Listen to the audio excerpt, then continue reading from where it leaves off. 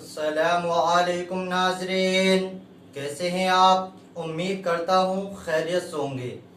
मैं आस मोहम्मद रज़वी और आप देख रहे हैं रज़वियों का नेटवर्क। तो आइए आज फिर मैं आपके सामने एक और सवाल लेकर हाजिर हुआ हूँ। और सवाल क्या है, समाअत कीजिए। सवाल यह है, फ़र्ज की दोनों रकात में एक ही सूरत पढ़ना कैसा है?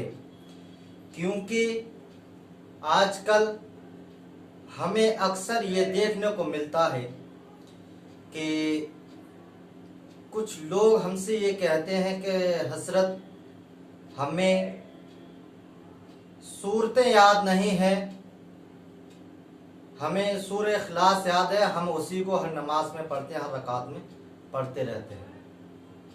तो क्या हमारी नमाज इस तरीके से होगी या नहीं?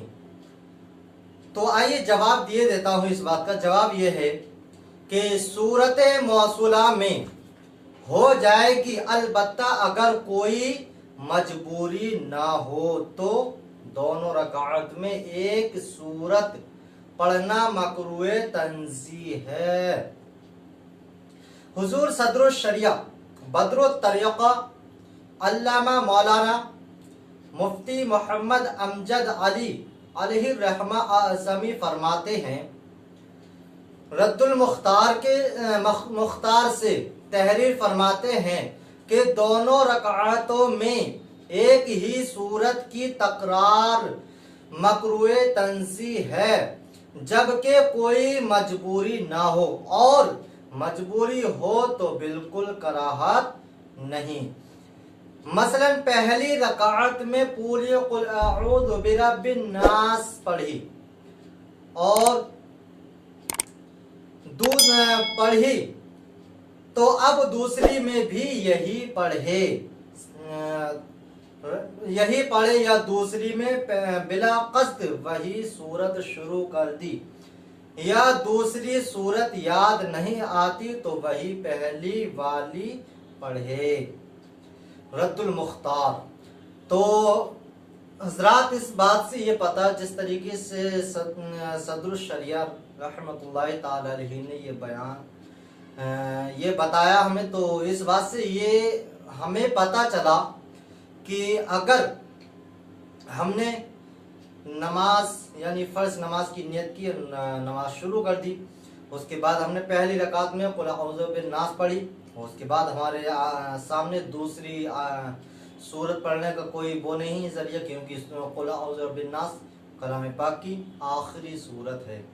अगर हमें उसे पढ़ने के बाद दूसरी कोई और सूरत पढ़ते हैं, जैसे मान लिया कुल अऊज़ु बिल फलक पढ़ते हैं, या अलम नशरह लका सदरक पढ़ते हैं, अलम तरा कैफ़ फ़अल रब्बुका बिअस्हाबिल फील पढ़ते हैं, इन्ना आतैना कल कौसर पढ़ते हैं, तो इस तरीके से अगर कोई और सूरत पढ़ते हैं हम उस सूरत के बाद, तो ये कलाम पाक नमाज में पढ़ना उल्टा हो जाएगा, उल्टा पढ़ना हो जाएगा। तो कलाम पाक को उल्टा पढ़ना दुरुस्त नहीं है। कलाम पाक को नमाज में उल्टा नहीं पढ़ सकते।